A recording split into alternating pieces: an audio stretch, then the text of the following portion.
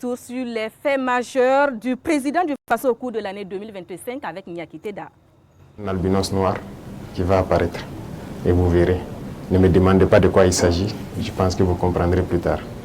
L'annonce à Ouagadougou de l'arrivée d'un albinos noir et celle d'un hiver noir à Bamako au dernier trimestre de l'année 2025 ne relève ni du hasard ni de la simple rhétorique. Ces métaphores fortes employées par le président du Faso, le capitaine Ibrahim Traoré, traduisent une lecture lucide et anticipative des menaces géopolitiques qui pèsent sur l'Afrique de l'Ouest. L'hiver noir annoncé renvoie à une guerre violente et meurtrière que des puissances impérialistes chercheraient à provoquer afin de s'emparer des immenses richesses du continent pendant que les Africains seraient divisés et affaiblis. Face donc à cette menace, les prises de parole du chef de l'État sonnent comme un appel solennel à la vigilance, mais surtout comme la démonstration d'une stratégie fondée sur l'anticipation, l'organisation et l'engagement total pour contrer toutes les velléités impérialistes.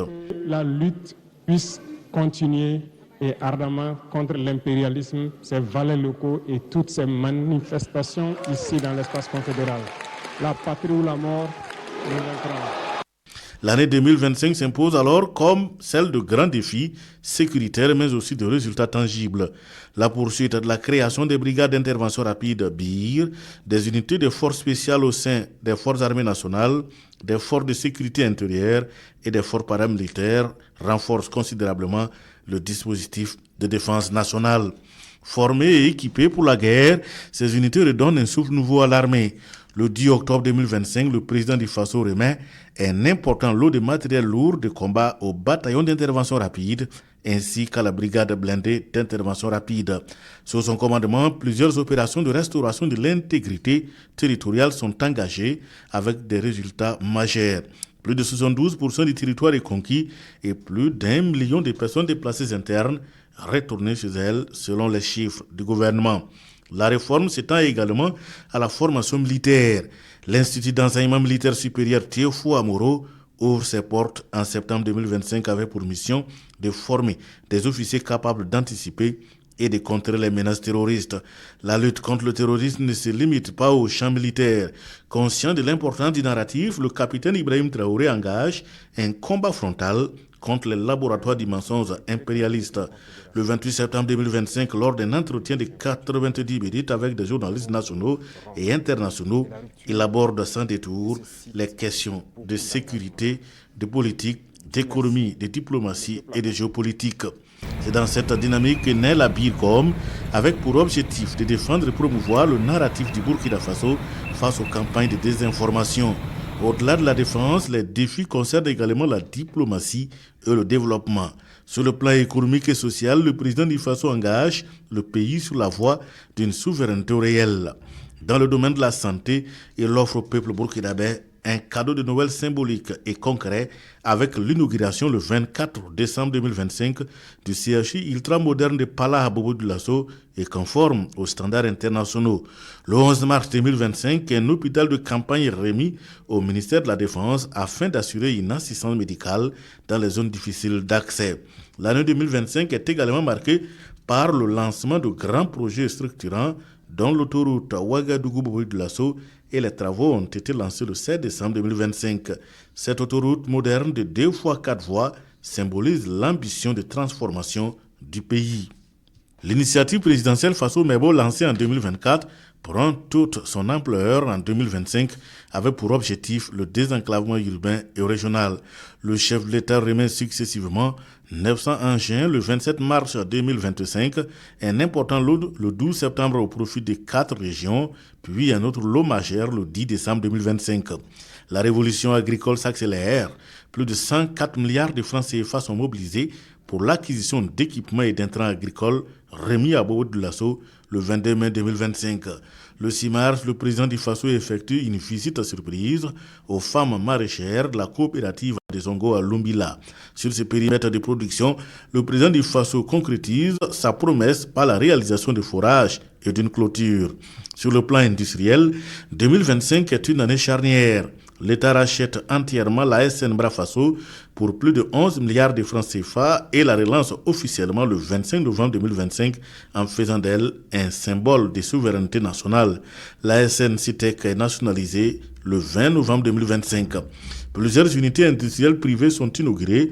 Moulin Double Star en février, la première usine de détergents à Pabré en mars, la cimenterie Sinon Burkinabé de Laongo également en mars, puis Agroserve et Burkina Cachou en décembre. La réouverture du stade du 4 août marque un symbole fort de renaissance nationale. Longtemps jugée impossible, elle incarne aujourd'hui la capacité du pays à transformer des promesses en réalité. Dans le domaine du social, le président du Faso reste profondément attaché à la transformation sociale.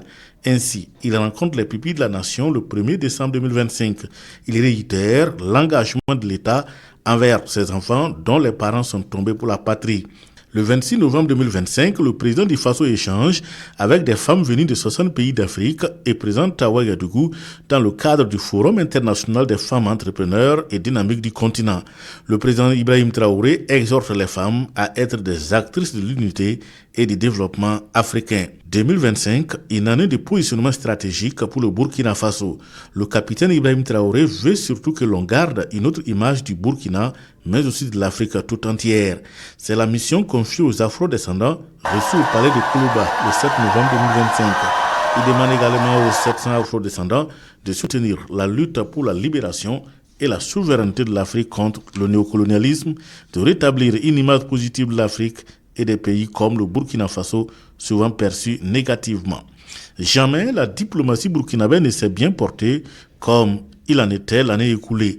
Une offensive diplomatique ouverte, certes, mais empreinte de fermeté. Nous en voulons pour preuve lorsque l'avion militaire nigérien viole le territoire burkinabé et se pose d'urgence à Bobo-Dioulasso. La réaction est immédiate et sans appel.